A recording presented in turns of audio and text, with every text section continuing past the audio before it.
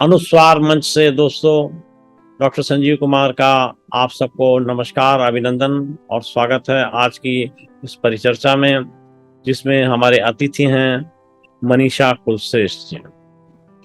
मनीषा कुलश्रेष्ठ जी को कौन नहीं जानता। एक कथाकार के रूप में वो बहुत ही प्रसिद्ध हैं और 8 कहानी संग्रहों के साथ में उन्होंने अब एक ऐसा कहना चाहिए कि परमानेंट या विशिष्ट स्थान बना लिया है कहानी जगत में। आज हम उनसे पड़ताल करेंगे कि वो कहानियां कैसे लिखती हैं और कैसे लिख लेती हैं। स्वागत है मनीषा जी आपका अनुस्वार मंच पर। धन्यवाद डॉक्टर संजीव और जी। बहुत बहुत धन्यवाद कि आपने इतने शॉर्ट नोटिस पर हमें समय दिया।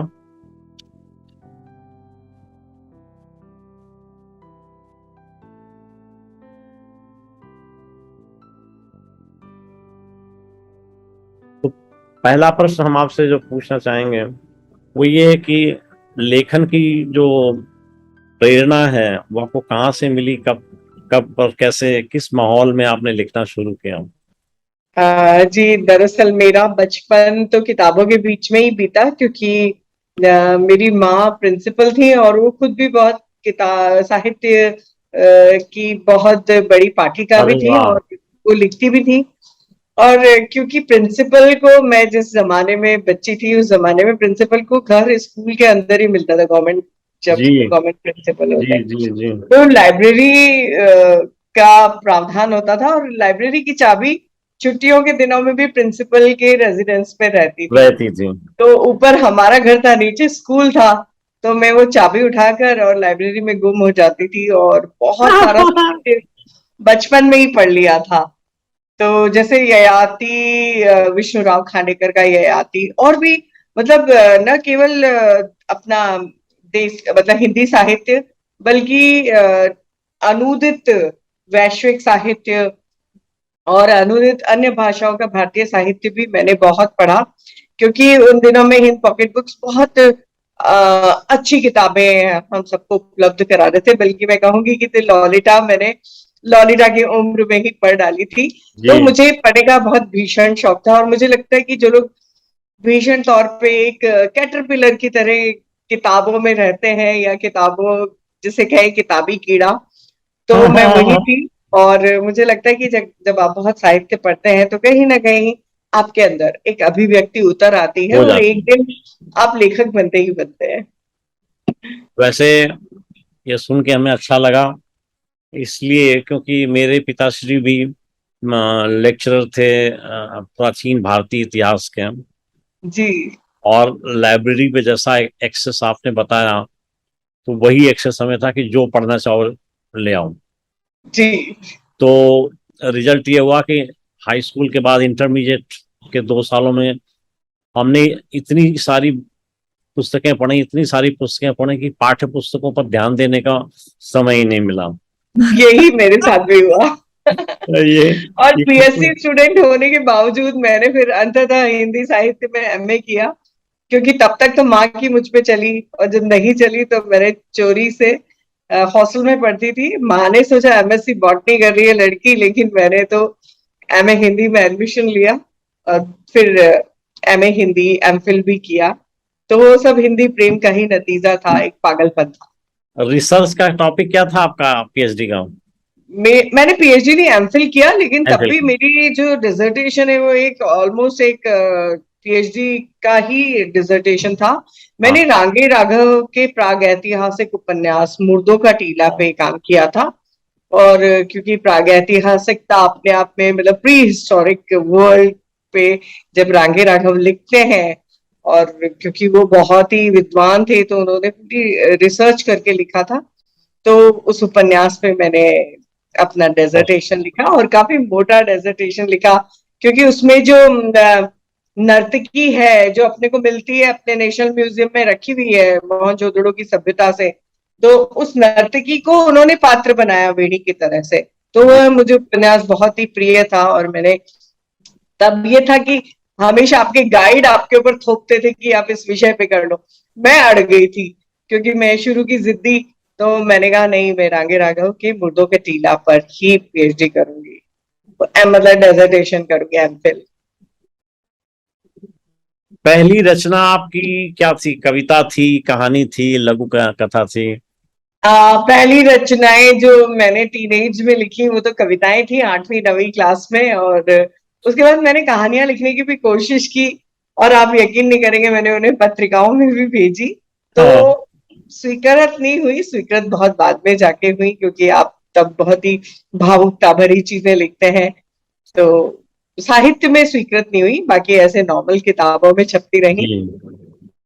वैसे बड़ी रोचक बात है कि आप भी उन 98% साहित्यकारों में शामिल हो जाती हैं जिन्होंने अपने लेखन का या रचना कर्म का शुरुआत कविता से किया, और हाँ, वो दरअसल मैं मुझे इसके बाद में पीछे अच्छे एक वजह कहानीकार बने। नजर जी, मुझे इसके पीछे एक वजह नजर आती है कि आप कविताओं में अपनी भावनाओं को छुपा सकते हैं, और कहानियों में तो आपको अपने आप को पूरा सामने लाना पड़ता है। तो मुझे लगता है कि शुरू में हम सब छिपते हैं कविताओं के पीछे, और फिर हम कहानीकार बनते हैं जब हमें एक साहस आ जाता है अपने आप को, अपनी अभिव्यक्ति को स्वीकार करने का। ये आपने बहुत अच्छी चीज कही, कहानी के कविताओं के पीछे छुपते हैं। गुड। तो आपने बेसिकली कहानी की विधा को अंततः क्यों चुना, जब आपकी पहली दरअसल रचना कविता थी? जी, दरअसल मेरे को लगा कि कहानी में आपको एल्बो स्पेस मिलता है, कहानी में आप मनोविज्ञान को ढाल सकते हैं, कहानी में आप एक्सप्लेन कर सकते हैं। और मुझे लगता था कहानी बड़ा फलक है, तो मेरे को खाली रेखा चित्र बनाने में रुचि नहीं थी, मैं एक पूरा का पूरा कैनवास रचना चाहती थी। कौन कौन सी विधा में वैसे काम किया आपने? कई विधाओं में आपका काम हुआ। मैंने, आप बिलीव नहीं करेंगे, जो मेरे को पहला अवार्ड मिला था वो तो एक एकांकी पे मिला था, और राजस्थान साहित्य अकादमी युवा पुरस्कार देती है। नव नव नव युवा पुरस्कार, नव प्रतिभा पुरस्कार। तो उसके लिए उन्होंने एकांकी का वो रखा था कि इस बार हम एकांकी को देंगे। तब मैंने देवदासी प्रथा पे, जब मैं एमए कर रही थी, और मैंने एकांकी लिखी थी और उसको पुरस्कार मिला था। मुझे तो पता भी नहीं था, मैं तो बस ऐसे ही कॉलेज से गुजर रही थी, सामने बोर्ड पे देखा ऐसा ऐसा कुछ है, और शायद उसी ने मुझे लेखक होना सिखाया। तो मैंने एकांकी से शुरू करके यात्रा वृत्तांत तो आप जानते ही हैं, कैलाश पे लिखा है मैंने, और कविताएं लिखी हैं, और आगे अगर मुझे मौका मिला तो मैं और भी विधाओं पे काम करना चाहूंगी। जैसे? जैसे कि और अगर हम बायोग्राफिकल उपन्यास की बात करें तो मल्लिका मैंने लिखा। मैं रिपोर्टाज पे हाँ। काम करना चाहूंगी एक अलग ढंग से। और संस्मरण में लिखे आपने? नहीं, मैंने कभी नहीं लिखे। ललित निबंध भी मुझे बहुत प्रिय है, तो मुझे लगता है ये वो मरती हुई विधाएं हैं जिन पे आज काम नहीं हो रहा, तो मैं इन पे काम करना चाहूंगी। और हो सका लेकिन कभी जीवन में तो आत्मकथा लिखूंगी, लेकिन उस तरह नहीं जिस तरह से अभी तक की हम हिंदी की आत्मकथाएं पढ़ते आ जी, रहे हैं, जी, जिनमें हम अपने जीवन की अंतरंगताओं को उजागर करके लोगों को शॉक कर देते हैं। तो मेरा, अगर मैंने आत्मकथा लिखी तो अपने समय को मैं ज्यादा पकड़ना पसंद करूंगी, बजाय कि अपने निजी कोणों से कुछ फिल्थ निकालने की जगह। ये बात है। वैसे मैं ये सोच रहा था कि आपका यात्रा यानी यायावरी प्रवृत्ति है, आपको घूमना अच्छा लगता है, तो शायद आप यात्रा संस्मरण पर फोकस करेंगे। हाँ, लेकिन यात्रा वृत्तांत तो मैं लिख चुकी हूँ ना, कैलाश पूरा का पूरा। और मैंने फेलोशिप जो मिली थी मुझे सीनियर प्रोजेक्ट की, अपने संस्कृति मंत्रालय की, तो उसके तहत मैंने एक पूरा का पूरा बड़ा एक पुस्तक लिखी है, जो अब उसको मैं थोड़ा एडिट करके, और वहां से परमिशन आ जाएगी तो मैं उसको छपाऊंगी। पूरी मेघदूत की राह के पथिक, वो पूरा का पूरा यात्रा संस्मरण है। और जी, पूरा मेघ मार्ग पे जो मैंने यात्रा की थी, उस पूरी की पूरी यात्रा का वो है। तो मेघदूत के मेघमार्ग पर जब आपने यात्रा करी तो आपको कितना चीजें ऐसी लगी कि जो सच्ची थी जी या जी प्रैक्टिकली दिख रही थी जमीन पे, और कितनी जी ऐसी जी चीजें थी जो कहीं नहीं दिखी? कुछ उदाहरण देंगे? जी। बहुत सारा इतिहास जो कालिदास अपने संकेतों में कहते हैं, वो पूरा का पूरा इतिहास की, उस पर्यावरण को देखने की कोशिश की, जो कालिदास ने मेघ मार्ग पे चलते हुए या कालिदास ने जो मेघ को दिए थे अपने कुछ बिंदु की, यहाँ जाना यहाँ नहीं जाना, यहाँ पर ऐसा है वहां पर ऐसा है।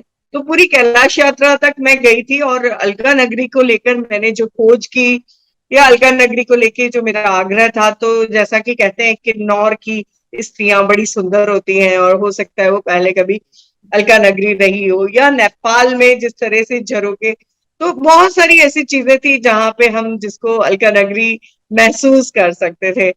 तो हालांकि कोई मेरा प्रतिपादन नहीं था, लेकिन मेरी कल्पनाओं में जिस तरह से अलका नगरी बसी थी, नहीं, तो वो देखने योग्य है।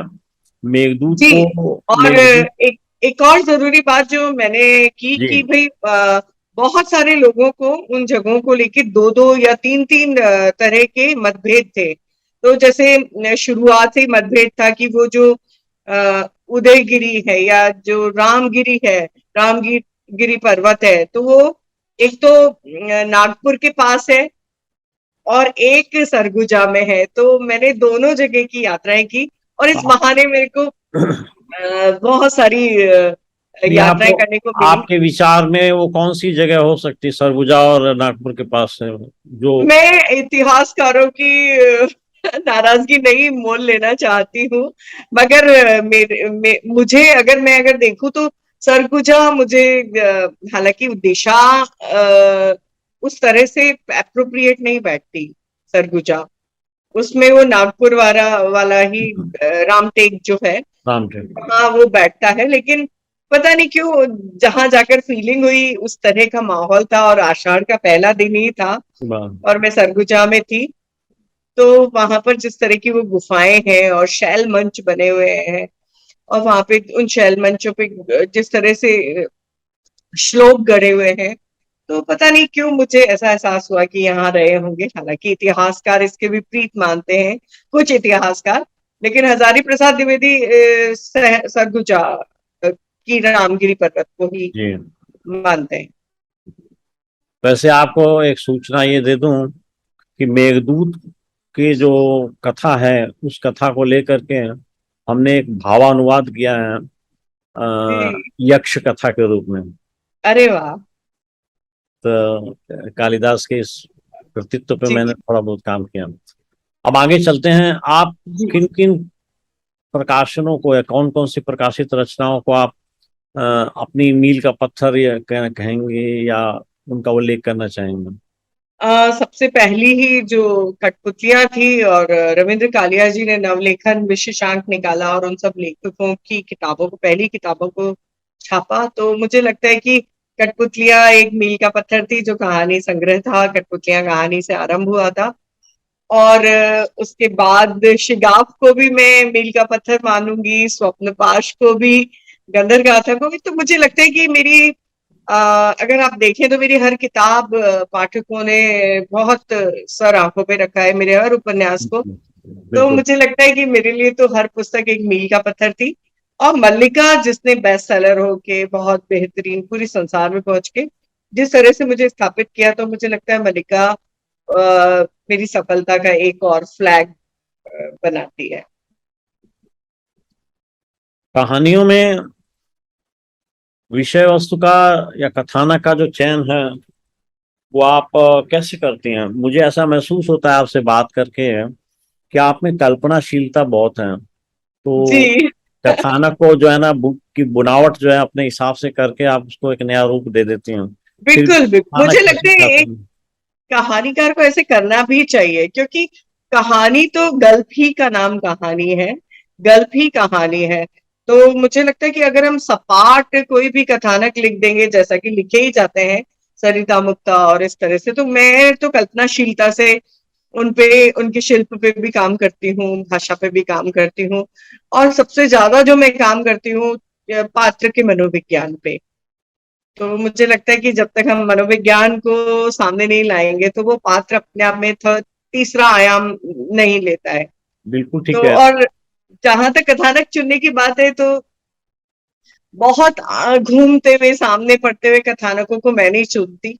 जो कथानक मुझसे छुप रहा होता है, जो कथानक मेरे से दुबक रहा होता है, मैं उसे खींच कर बाहर लाके चुनती हूँ। गुड, बहुत अच्छी बात है। देखिए, मेरा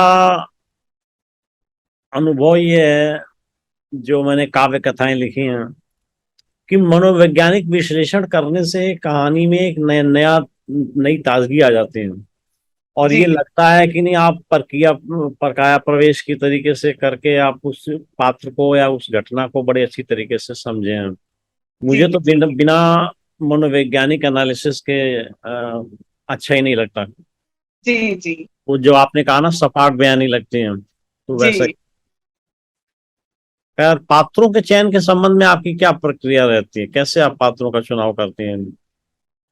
क्या वो आ, वास्तविक होते हैं या उनमें भी कल्पनाशीलता ज्यादा?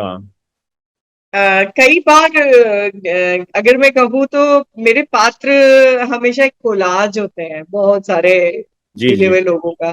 जैसे जी। कि मैं स्वांग कहानी की बात करूँ तो गफूरिया एक सच में एक पात्र था। और क्योंकि गफूरिया केवल ट्रांसवेस्टाइट था, मतलब केवल वो उसको स्त्रियों के कपड़े पहन के डांस करता था, तो मैंने उसको बहरूपिया एक और बहरूपिया पात्र से जोड़ दिया। तो फिर इस तरह से एक कहानी मुकम्मल हुई। तो मुझे लगता है कि मेरे जो पात्र हैं वो हमेशा दो तीन पात्रों का एक मिश्रण होते हैं, तभी वो कंप्लीट एक अपना शेप ले पाते हैं। क्योंकि एक पात्र मेरे पात्र के लिए पूरा नहीं पड़ता, तो मुझे लगता है कि और पात्र जुड़कर उसको एक नया आयाम देते हैं। ये आप बहुत सही कह रही हैं। और मैं समझता हूँ कि आपने पहली बार मेंशन किया है इस चीज को, कि जी हाँ, कि पात्रों में जो उनकी व्यक्तित्व है, उनके व्यक्तित्व को डिफरेंट डायमेंशंस में ले जाना चाहिए। तो इसके अंदर एक थ्योरी सी मैंने पढ़ी है या डेवलप करी है, कि तीन अंग होते हैं व्यक्तित्व के, किसी भी व्यक्ति के। पहला दैहिक, यानी फिजिकल। दूसरा इंटेलेक्चुअल, यानी मेधा। और तीसरा भावुकता, यानी सेंटिमेंट्स, दैट इज इमोशनल। तो अगर किसी पात्र के तीनों पक्षों को उजागर न किया जाए तो अधूरा लगता है। तो ये जो आपने कोलाज वाली बात कही, कि उसके दो तीन रंग होते हैं या एक रंगोली सी होती है, तो ये बहुत ही समीचीन चीज है। और ज्यादातर कहानियों में ये मिस करता है। ये मेरा अपना अनुभव है। तो जी साधुवाद इस बात के लिए कि आपने बहुत माइक्रो एनालिसिस करी है या जी, माइक्रो बहुत शुक्रिया संदीप। इनोवेशन किया है इस चीज का। आपकी पुस्तकों के बारे में तो आपने बता दिया कि आप सर्वश्रेष्ठ पुस्तक या अच्छी पुस्तक कौन, प्यारी पुस्तक आपकी कौन सी है। लेकिन पात्रों में ऐसा ही कौन पात्र है जो आपको हमेशा याद रहता है, या आप उसका नाम पहले लेना चाहें? बात चलती। अगर जी जी जी, मैं जो अपने करीब मानती हूँ जिस पात्र को, तो वो शिगाफ की अमिता, मेरे उपन्यास शिगाफ की अमिता है। वो मुझे, क्योंकि वो मेरी एक पहली ऐसी मुकम्मल बड़ी पात्र है जिसका जी फलक, जिसने पूरा एक जीवन मैंने जिसका लिखा है और उसको महसूस किया है, तो मैं अमिता का नाम लूंगी। और मैं मल्लिका का यूं नाम लूंगी कि जब मैं मल्लिका को लिख रही थी तो मुझे बहुत सारे, मतलब मैं उनको सुपर नेचुरल नहीं कहूंगी, मैं उनको अवचेतनात्मक अनुभूतियां कहूंगी। जी जी। तो बहुत सारी अनुभूतियां हुई, तो कई जगह लगा कि मल्लिका ने कहीं अंदर अवचेतन में कहीं दस्तक देके मुझसे बहुत सारी चीजें जो मैं नहीं भी जानती थी, मैं नहीं भी कहना चाहती थी, वो मुझसे कहलवाई है। Very nice. अब अगर तलाशें, तो कथानक और शिल्प के बाद या पात्रों के बाद सबसे इम्पोर्टेंट चीज जो मुझे लगती है, वो देश काल वातावरण का प्रभाव आपकी रचनाओं पर कितना रहता है। बहुत ज्यादा क्योंकि मैं पूरे देश में घूमी हूँ। और क्योंकि मेरे हस्बैंड एयरफोर्स ऑफिसर रहे हैं, तो पूरे देश में घूमना हुआ, तो हर जगह ने मेरे को पकड़ा है। लेकिन हाँ। एक बात जो संजीव जी मैंने महसूस की, कि जैसा कि होता है, लोगों ने आज वहीं बैठे और आज के आज कल उसको उतार दिया, वो मेरे साथ नहीं हुआ। जैसे मैं त्रिवेंद्रम में रह रही थी तब तक मुझे, जो मैं अभी उपन्यास पे काम कर रही हूँ, उस उपन्यास ने उतना हॉन्ट नहीं किया। जब मैं वहां से निकल आई तो मेरे को वो परिवेश एक फोकल लेंथ पे जब आ जाता है, एक दूरी पे आ जाता है, और जहां मैं बिल्कुल उसको ठीक है। ठीक से देख पाती हूँ, तब जी वह मेरे पर हावी होता है। और जब मैं जहां होती हूँ तो बस मैं जी रही होती हूँ, जैसे मैं एब्जॉर्ब कर रही होती हूँ। मैं एक सोखता कागज बन जाती हूँ, केवल मैं तब ले रही होती हूँ। लेकिन जब मैं वहां से निकल जाती हूँ तो वो परिवेश मुझ पे हावी होता है और मुझसे अपने आप को लिखवा लेता है। तो बहुत सारी ऐसी जगह है, जैसे मैं भूटान रही, भूटान की तलहटी में हाशीमारा रही, उस पे लिखना बाकी है। त्रिवेंद्रम अभी आजकल मुझे खींच रहा है, तो मैं उस पे वहां की जो मैट्रिलिनी सोसाइटी है, नायर सोसाइटी, तो वहां से एक पात्र लेकर लिखने की कोशिश कर रही हूँ। जी। तो आप इस समय गॉड्स ओन कंट्री में हैं। हाँ, मैं वहां से निकल के अब वहां हूँ। यूं कह सकते हैं। नहीं, ऐसा मुझे लगता है, आपकी कहानियों को जो भी मैंने पढ़ा है या जो भी मुझे याद है, कि आप परिवेश के बारे में भी काफी कहती हैं अपनी कहानी में। जी ताकि बिल्कुल, उसे, मुझे लगता है बहुत जरूरी तत्व है परिवेश। और उसको देख के लगता है कि आपको प्राकृतिक स्थल भी काफी ज्यादा पसंद है। तो उन प्राकृतिक स्थलों के बारे में भी आप काफी अच्छा उल्लेख करते हैं, वो रिलेट कर देती हैं कथानक के साथ में। And which is good, because मेरे को भी प्राकृतिक या नेचुरल सराउंडिंग्स अच्छी लगती हैं। तो कहानियों में जो विशेष करके आपके जो प्रांजलता दिखती है, जो भाषा का प्रवाह दिखता है, वो कैसे बना लेती हैं आप? बड़ा कठिन होता है वो, लेकिन कैसे आप बना लेते हैं? जी, क्योंकि शायद वो मेरा विकट पाठक जिसने बहुत अच्छी भाषा पढ़ी है और जिसे बहुत अच्छी भाषा का के साहित्य से जिसका बपतिस्मा हुआ है, तो मुझे लगता है कि वही कारण है। क्योंकि साहित्य का अर्थ ही वही है कि अगर आप भाषा में बुन के, किसी सुंदर सरस भाषा में बुन के आप किसी भी चीज को प्रस्तुत करें, या कोई भीषण भी चीज है तो आप उसको भाषा में बिल्कुल सामने ला दें। जैसे कई दृश्य, कई लोग मुझसे बात करते हैं कि मैं हम महसूस तो करते हैं, हमें वो दृश्य दिखता भी है, लेकिन उसको भाषा में कैसे लाएं, इसमें हमें बहुत दिक्कत होती है। तो पता नहीं, शायद कोई दैवीय चीज है कि मुझे कोई भी दृश्य प्रस्तुत करते में थोड़ी जद्दोजहद होती है, लेकिन बहुत कठिनाई नहीं होती। जी। तो मुझे लगता है शायद बहुत विकट पाठक होने की वजह से आज भी मैं दिन की एक किताब तो पढ़ती पढ़ती हूँ, और 1 घंटा या 1.5 घंटा मैं किताब पढ़े बिना नहीं रह पाती हूँ। तो मुझे लगता है कि भाषा को बरतना आपको किताबों से सीखते हैं। और मैं, जब मुझे लगता है कि मेरी भाषा कुंठित हो रही है, मैं कोई ना कोई अनुवाद करती हूँ। वाह। तो अनुवाद भी मेरी भाषा को तराशता है, कि भाषा को बरतने का एक तरीका ये भी है। आप देखेंगे इतने बड़े बड़े लेखक हुए हैं, निर्मल वर्मा, यशपाल जी, उन्होंने भी बहुत अनुवाद किए हैं। अनुवाद किए हैं। जैसे ठीक बात। यशपाल जी की एक किताब है जनानी जोड़ी, जो कि पर्ल एस बक की जो पैवेलियन ऑफ विमेन है, उसका ट्रांसलेशन है, यशपाल जी ने किया है। तो उसको पढ़ती हूँ तो उसमें भारतीय संदर्भों के तहत उन्होंने उस भाषा में लिखा है कि अद्भुत लगता है। तो मुझे लगता है कि भाषा बरतना हम अपने वरिष्ठों से सीखते हैं सीखना चाहिए। और अनुवाद के जरिए सीखते हैं। यदि हम आपसे कहें कि आपकी किसी एक कहानी पर हम परिचर्चा रखना चाहेंगे, तो आप कौन सी कहानी चुनेंगे?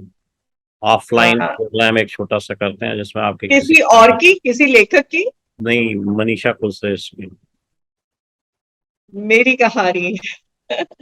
आ, अगर मुझे अपने परिवेश राजस्थान से बहुत प्रेम है, तो मेरे को खुशी होगी कि अगर हम कुर्जा कहानी, डायन प्रथा पे जो है, उस कहानी पे चर्चा करें, क्योंकि वो कहानी मरुस्थल को बहुत अच्छे से प्रस्तुत करती है। तो ऐसा करेंगे कि आप मुझे कहानी का सॉफ्ट कॉपी अगर हो तो प्रोवाइड कर दीजिए, तो मैं स्पीकर्स के जी साथ में फिक्स करके एक कार्यक्रम रखता हूँ आपकी कहानी पर।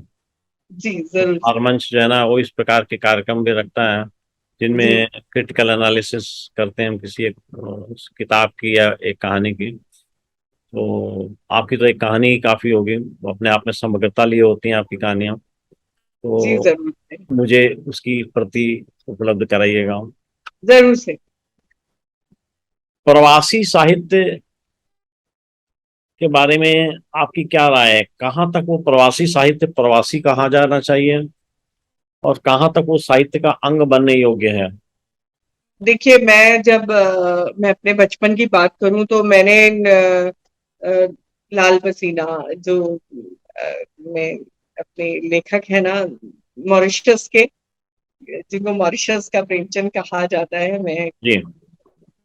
उनको पढ़ा। और मैंने प्रवासी साहित्य बहुत पढ़ा। जी। जैसे मैं तेजन जी को भी पढ़ा, और अ, बहुत सारे ऐसे लोग हैं जिनको मैंने प्रवासी साहित्य पढ़ा। और मैं अगर बात करूं तो प्रवासी साहित्य अपने आप में एक हिंदी साहित्य की मुख्य धारा के पैरेलल ही चलती है। ठीक है, वो यहाँ से चले गए, लेकिन उनके जो अनुभव है वो हम सबको हॉन्ट करते हैं। कई बार बहुत प्लेजेंट होते हैं, इस बहाने हमें उनकी आंखों से परदेश देखने को मिलता है। और साथ ही हमें उनकी कठिनाइयों को भी जानने को मिलता है। तो मुझे लगता है कि प्रवासी साहित्य ने में बहुत सारे लोगों ने ये कोशिश की, लेकिन कहीं मुझे लगता है कि अ, उनके अंदर जो एक नॉस्टैल्जिया है वो बहुत अलग तरह से काम करता है। तो मुझे लगता है कि एक तटस्थ दृष्टि चाहिए, और उनको और भी ज्यादा लिखना चाहिए। ऐसा कहा जाने लगा है कि प्रवासी होने से जो आप चीज लिखते हैं वो प्रवासी साहित्य नहीं होता। अगर आप बिल्कुल, अगर आप अमेरिका जाके रहने लगे और इंडिया के बारे में ही लिखें तो वो प्रवासी साहित्य नहीं होगा और ना ही वो उतना उपयोगी है। बिल्कुल, आपको वहीं के आपको, बारे में हाँ, ज्यादा लिखना है। यहीं के जैसे साहित्य के निर्मल बारे वर्मा में। ने भी लिखा है। निर्मल जी अगर वहां रहे हैं प्राग में, तो उन्होंने भी लिखा है। हालांकि वो प्रवासी साहित्य नहीं है, पर वो एक अनूठा साहित्य है जो उस देश की प्रति हमारी खिड़कियां खोलता अरे, है। वहाँ की सभ्यता, संस्कृति और दिनचर्या के बारे में अगर हमें ज्ञान हो तो वो साहित्य होगा जो कंट्रीब्यूट करेगा, जी, जोड़ेगा। और जी, अदरवाइज वहां बैठ करके अगर हम वही इंडिया की बातें ही लिखें तो उसमें नयापन नहीं एक्चुअली आता। उसमें उनकी समस्या ये है कि वो बहुत प्यार करते हैं भारत से और नॉस्टैल्जिक हो जाते हैं। नहीं, ठीक बात है, वो भी होना चाहिए, जीरो होने की जरूरत नहीं है, लेकिन अधिकांशतया और मुझे लगता है साहित्य तटस्थता का नाम है, आपको तटस्थ होकर लिखना चाहिए। जी, क्योंकि आप गए तो शौक से हैं और लौटना भी नहीं चाहते हैं, लेकिन फिर भी नॉस्टैल्जिया फील कर रहे हैं। ठीक बात है। व्यंग पर आपने कोई रचना लिखी है या नहीं, मुझे व्यंग को व्यंग्य पढ़ना पसंद है, टच नहीं किया? लेकिन मैंने व्यंग्य पे रचना नहीं लिखी। हाँ, कहानियों में व्यंजना को डाला है, पर व्यंग्य मेरी विधा नहीं है, शायद ही लिख पाऊं। हाँ, सही बात है। अब मैं गद्य लिखने की कोशिश करता हूँ लेकिन नहीं लिख पाता। मेरा जी, मन है, कुछ ऐसे प्लॉट्स हैं जो माइंड में हैं, थोड़े यूनिक आप से। लिख लेंगे गद्य लिखना तो। यानी अभी तक तो कविता लिखते लिखते सैकड़ा पार कर लिया, अब पता नहीं देखें। खैर, आजकल आप देख रही हैं कि लिखा बहुत कुछ जा रहा है। सोशल साइट्स ने या सोर्सेज ने इस चीज को बढ़ावा भी दिया है। और दूसरी चीज क्या होती है कि लेखक जब अपनी रचना फेसबुक पे डालता है तो उसको लाइक्स मिलते हैं तो उसको तुरंत उसका थ्रिल महसूस करता है। बिल्कुल। लेकिन पाठकों के द्वारा उतनी स्वीकार्यता क्यों नहीं मिलती इतना कुछ लिखा जाने पर? मुझे लगता है कन्विक्शन की कहीं कमी है। या वो इतने गंभीर ही नहीं है कि उनके मतलब पाठक तक पहुंचे, क्योंकि पाठक बेवकूफ नहीं है। हमारे यहाँ ये है कि हम पाठक को ना बिल्कुल ही दोयम दर्जे पे मान लेते हैं, जबकि पाठक अपने आप में बहुत ब्रिलियंट है और उसको आपने देखा नहीं है कि उसका ब्रेन कहाँ से कहाँ तक पहुंच रहा है। जी। तो इसलिए मुझे लगता है कि पाठक को सबसे पहले आप तोड़ने की कोशिश मत करिए, या कुछ भी परोसने की कोशिश मत करिए कि आप कुछ भी परोस देंगे और वो स्वीकार कर लेगा। तो ये बिल्कुल भारतीय लोकतंत्र की जनता की तरह है कि उसकी पसंद सबसे पहले सर्वोपरि है। हाँ, और कभी कभी अजूबा रिजल्ट देता है वो। हाँ, कई बार सच जो में। आपको एक्सपेक्टेशन नहीं है वैसा रिजल्ट सामने आ जाता है। हाँ, जैसे वेद समाधि को लेकर भारतीय पाठकों के बहुत ही वियर्ड वो आ रहे थे कमेंट्स, पर मुझे लगता है कि पाठक को ग्रो भी करना चाहिए।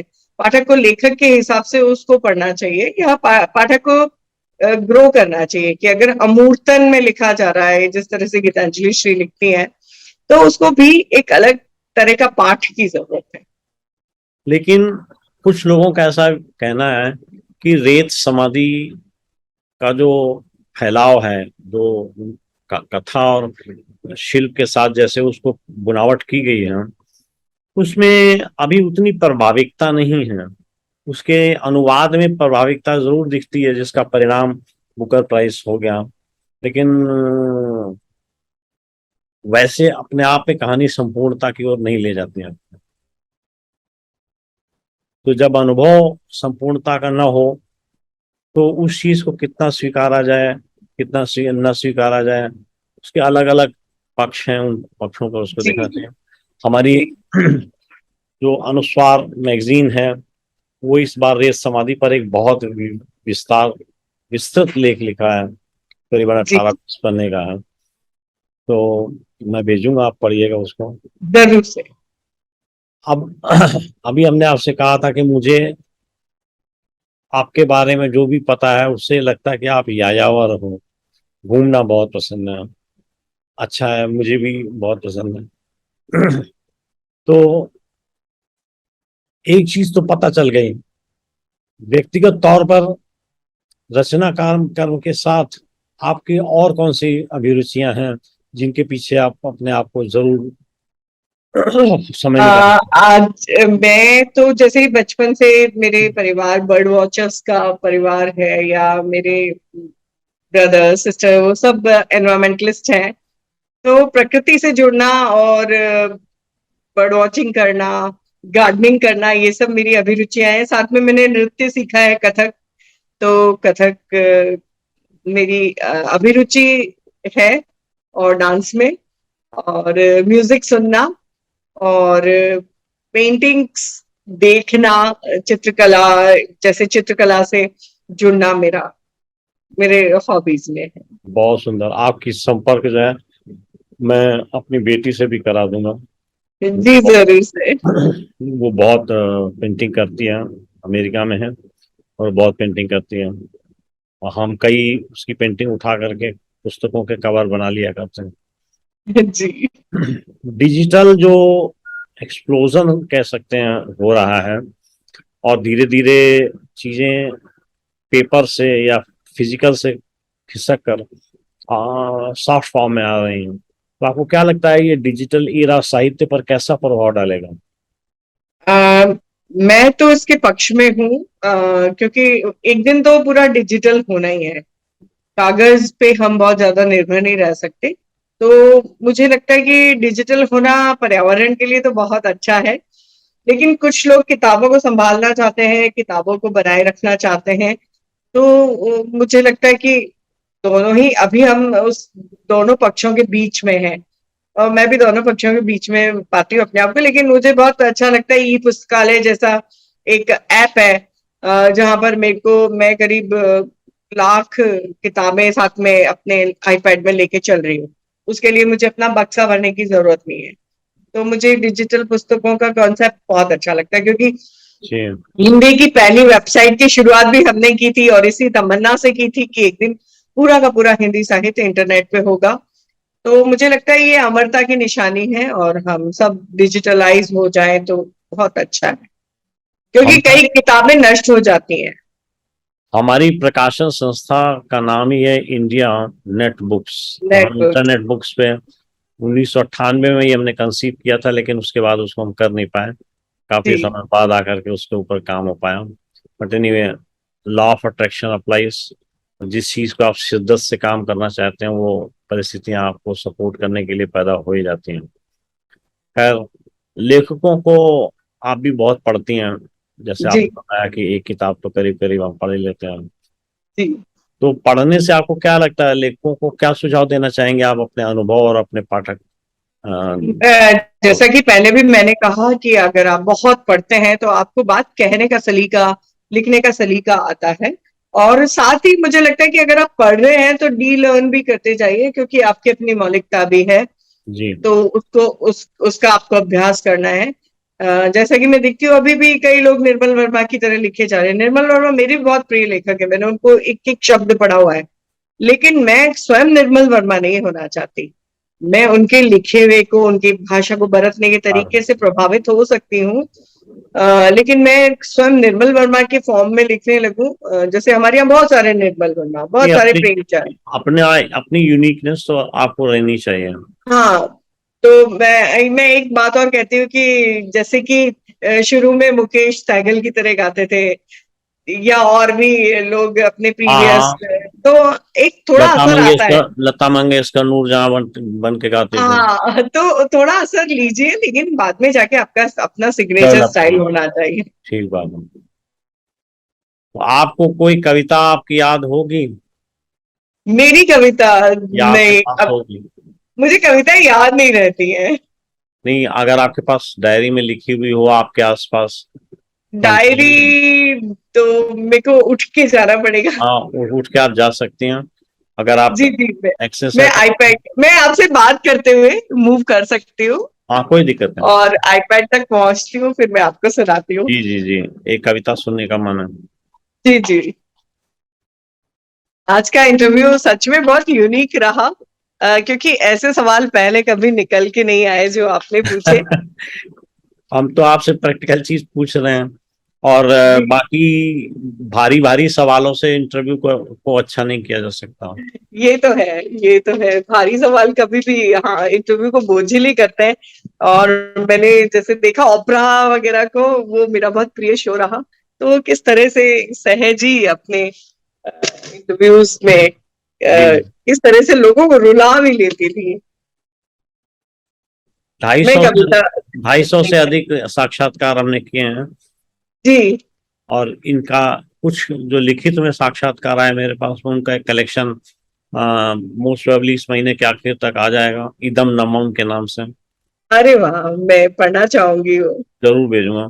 और हमारे चैनल पर, इंडिया नेट बुक्स के चैनल पर, अगर आप यूट्यूब में जाएंगे तो 150 से अधिक ऑडियो विजुअल आपको मिल जाएंगे।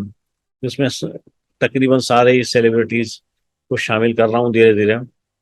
जी जी और एक पैटर्न डिफरेंट रखा मनीषा जी कि सारे लोगों से जो प्रश्न करते हैं उनकी जो की है वो एक ही होती है।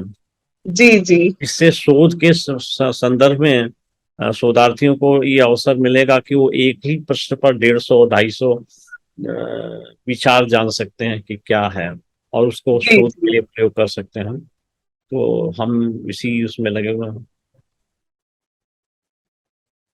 मैं बस कविता ढूंढ रही, हाँ हाँ, खोज रही हूँ। बड़े आराम से।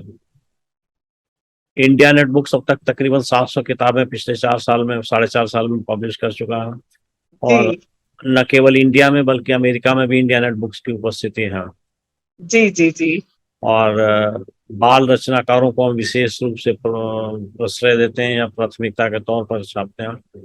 6 वर्ष जी से लेकर के और 14 वर्ष के बीच के तकरीबन 8 बच्चे जो हैं किताबें हमारे पास दे चुके हैं, अरे वाह। पब्लिश किया। और हमारा सबसे बुजुर्ग ऑथर जो है वो 99 वर्ष के हैं, डॉक्टर रामदृश मिश्र जी। और सबसे छोटा ऑथर 6 वर्ष का है, अमेरिका से पलाश शुक्ला। अरे वाह, अरे वाह। हमारी डिफरेंट एज के डिफरेंट एज ग्रुप्स के लोग जो हैं हमारे ऑथरशिप में शामिल हैं। जी। मैं आपको एक यूनिक कविता सुनाती हूँ जो पहले कभी नहीं सुनाई। अरे वाह। दरअसल हमारे मित्र हैं अखिलेश जी, उन्होंने रंगों पे हम लोगों से कविताएं लिखवाई थी, और वो प्लान कर रहे थे कि रंगों पे लिखी हुई कविताओं को एक संकलन बनाएंगे। तो उसकी मैं एक आबनूस कविता जी सुनाती हूँ। गर्म संगमरमर पर नाच रहे हैं मेरे आबनूसी पैर। माँ याद है वो दोपहरें जब तुम कहती थी नाचने को मालिकानों के आगे। मैं नाचता था तुम्हारा काला फरिश्ता, तुम्हें और अपने को खुश देखने के लिए। मंच पर मेरे पंख उगाते थे जिन्हें तुम सफेद देखना चाहती थी फरिश्तों की तर्ज पर। वे अपनी कालिमा में चमकते जरूर, लेकिन मैं मंच के अंधेरों में खो जाता था, बस शिंजनी सुनहरी आभा में चमकते थिरकते मेरे आबनूसी पैर दिखते थे। देखिए, मैं आपको एक शिकायत दर्ज कराना चाहूंगा। जी। वो शिकायत ये दर्ज कराना चाहूंगा कि इतनी अच्छी कविता लिखने के बावजूद आपने कविता के ऊपर उतना वजन नहीं किया दिया, या उतना उसको आपने मौका नहीं दिया। लिखें और कविता अच्छी लिखें। जी। शब्द, जो शिल्प और जो विषय आप चुन रही हैं वो बिल्कुल यूनिक है। जी। आई गिव यू, क्या कहते हैं, ब्रेवो बोलते हैं, या कांग्रेस करेंगे कि आप ऐसी की अच्छी कविता। Thank you. ये मैंने एक साउथ अफ्रीकन कथक डांसर है, हम्म। उनके ऊपर लिखा था, उनको नाचते हुए देखा था। नहीं, भाषा तो देखिए कितनी अच्छी भाषा लिखती हैं आप। कहानियों से अच्छी कविता आप लिखती हैं। तो जी, कविता को शुक्रिया। मरने मत दीजिए। हमने जी अभी जरूर। पीछे 3-4 महीने पहले प्रेम जन्मेजय जी से बातचीत हो रही थी, तो उनसे बातचीत करते करते हम उनको पास्ट में ले गए। तो उन्होंने कहा कि मैं तो शुरू में कविता लिखता था। तो हमने कहा कहाँ है कलेक्शन, जी। यार मैं छुपवाया ही नहीं। तो मैंने कहा ऐसा है कि आप वो सारी निकालिए जो आपको सारी मिल जाए उपलब्ध तो हो, मैं आप ही को भेजती हूँ। मुझे भेज दीजिए। तो जी। उनकी सारी कविताएं निकलवा करके पुराने कागजों में, नोट पैड्स में लिखी हुई थी, उन सबको कीन करवा करके उनकी किताब निकाली, नादान अभिव्यक्तियां। तो हमने कहा साहित्य का सिद्धांत ये है कि जो आप अभिव्यक्त कर देते हैं वो आपका नहीं होता, वो पब्लिक डोमेन में चला जाता। तो इसलिए आपको अधिकार नहीं है कि आप अपनी कविताओं को फाइल के अंदर रखें। उसे जी। निकालिए, झाड़ पोंछ करके उसकी किताब जरूर बनाते जरूर, मैं आपको हैं। भेजती हूँ। तो ऐसे संघर्ष करें। अब आखिर में आपसे ये सवाल करना चाहूंगा कि पाठकों को आप कैसे, क्या संदेश देना चाहेंगे या क्या सुझाव देना चाहेंगे। पाठकों को मैं यही कहना चाहूंगी कि किसी भी लेखक को पूरा समझने के लिए उसको समग्रता में पढ़ना जरूरी है।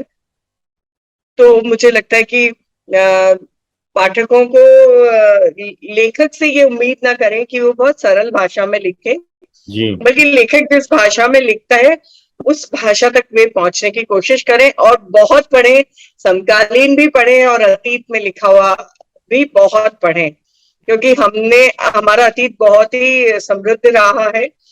और आप, ताकि एक कंपैरिजन हो, और ताकि नए की और पुराने दोनों की स्वीकार्यता बनी रहे।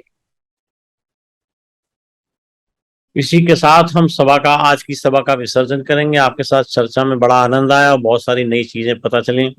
तो हमारे हिसाब से हम यही कह सकते हैं कि अनुस्वार मंच पर आज ये आपका पहली सभा थी, और इस प्रकार की चर्चाएं हम अनुस्वार मंच पर जारी रखेंगे, और समय समय पर आपको कष्ट देते रहेंगे, और आपको कष्ट के बावजूद हमें आप समय देती रहेंगे। जी बहुत बहुत जरूर से। धन्यवाद, बहुत बहुत आभार अनुस्वार मंच के धन्यवाद संदीप जी। पटल पर इंडिया आने। राइट बुक्स का और आपका दोनों का बहुत बहुत आभार।